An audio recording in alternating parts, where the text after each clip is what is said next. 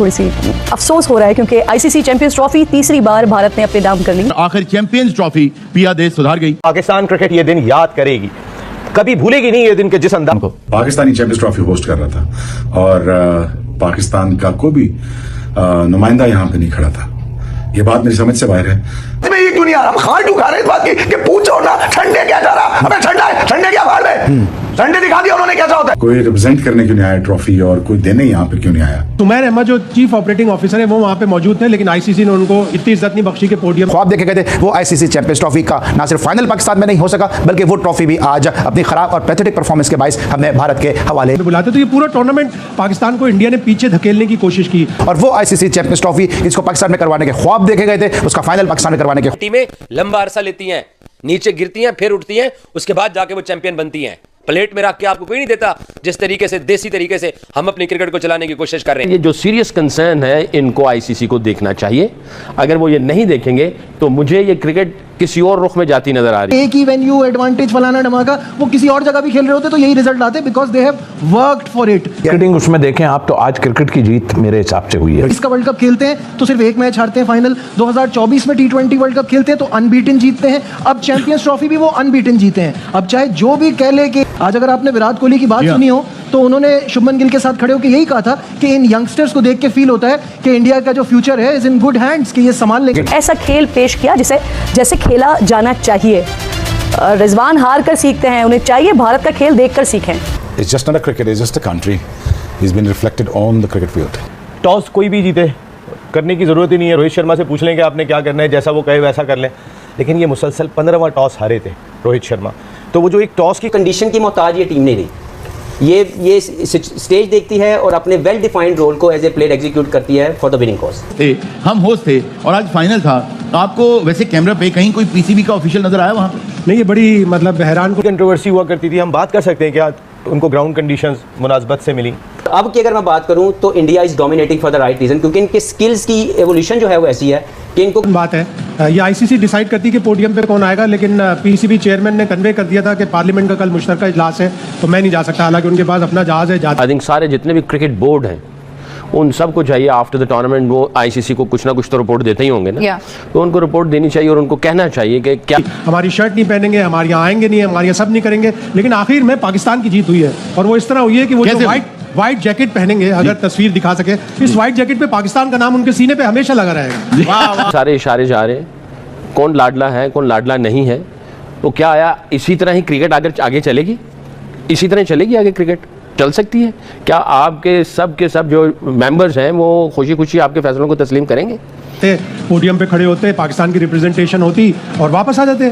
सुमैर अहमद जो chief operating officer है वो वहाँ पे मौजूद थे, लेकिन आईसीसी ने उनको इतनी इज्जत नहीं बख्शी के पोडियम पे बुलाते। तो ये पूरा टूर्नामेंट पाकिस्तान को इंडिया ने पीछे धकेलने की कोशिश की। आया ये सारी चीज़ें आपने जो की हैं क्या वो फेयर थी, इक्वालिटी के ऊपर थी?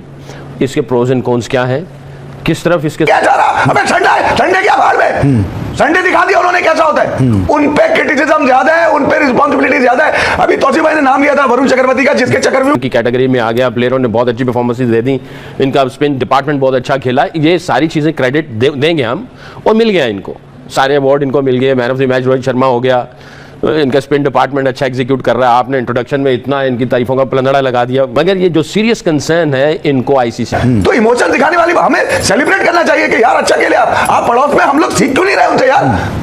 हमें समझ में ये क्यों नहीं आ रहा? हम खार क्यों खा रहे इस बात की कि पूछो ना ठंडे। और कितनी देर तक करेंगे? क्या आया चीज़ें इससे वर्स्ट होंगी या इसी तरह रहेंगी या फिर कुछ सही होंगी, बेहतरीन, वो आप हमें बता दें।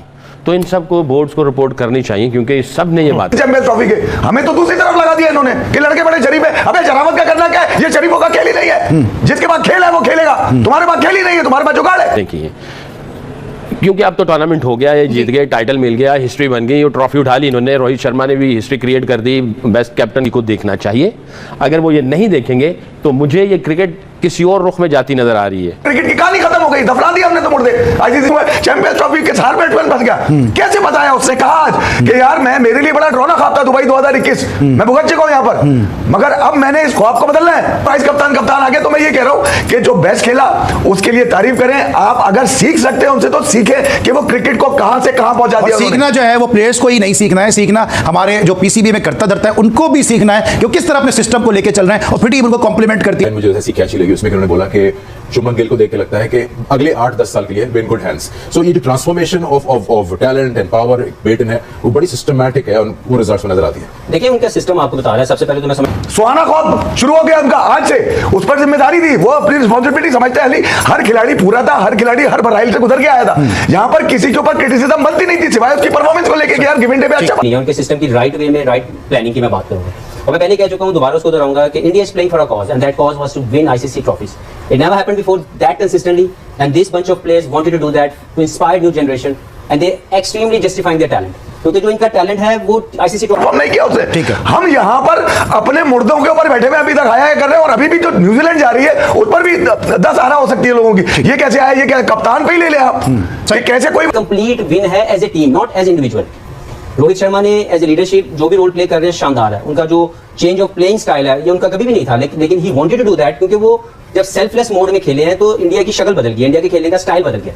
2022 के एशिया कप से ये काम शुरू हुआ है। आप देखें हाफिज अभी शोएब अख्तर ने भी कहा कि कंसिस्टेंसी की बात है, 3-4 साल से प्लानिंग नजर आ रही है। लास्ट 3 आईसीसी इवेंट्स में सिर्फ एक मैच हारे हैं इंडिया, वो था वर्ल्ड कप का फाइनल ऑस्ट्रेलिया के अगेंस्ट। तो इससे नजर आता है कि उनका किस तरह का रन चल रहा है। अभी इंटरव्यू भी देख रहे थे मैच के बाद, विराट कोहली और शुभमन गिल खड़े हुए थे और एक तो इंडिया को मुबारकबाद देनी चाहिए कि जिस तरीके से उन्होंने एक यहाँ पे क्रिकेट खेली। एज ए फैन हमें बहुत खुशी हुई कि एक अच्छी टीम सब कॉन्टिनेंट की वो डोमिनेट कर रही है because of the good skills. तो उनके सिस्टम की रिफ्लेक्शन और कुछ भी। ट्रॉफी जीतने वाला है व्हाइट बॉल क्रिकेट में और वो जस्टिफाई कर रहे हैं अपने टैलेंट को कि हम लोग आईसीसी ट्रॉफी जीतेंगे।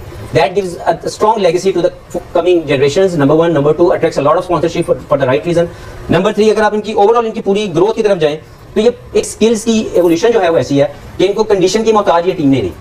ये स्टेज देखती है और अपने वेल डिफाइंड रोल को एज ए प्लेयर एग्जीक्यूट करती है फॉर द विनिंग कॉज। तक दे आर विनिंग, सिर्फ एक फाइनल हारे हैं जो इनका they should have been that but नहीं जीत सके।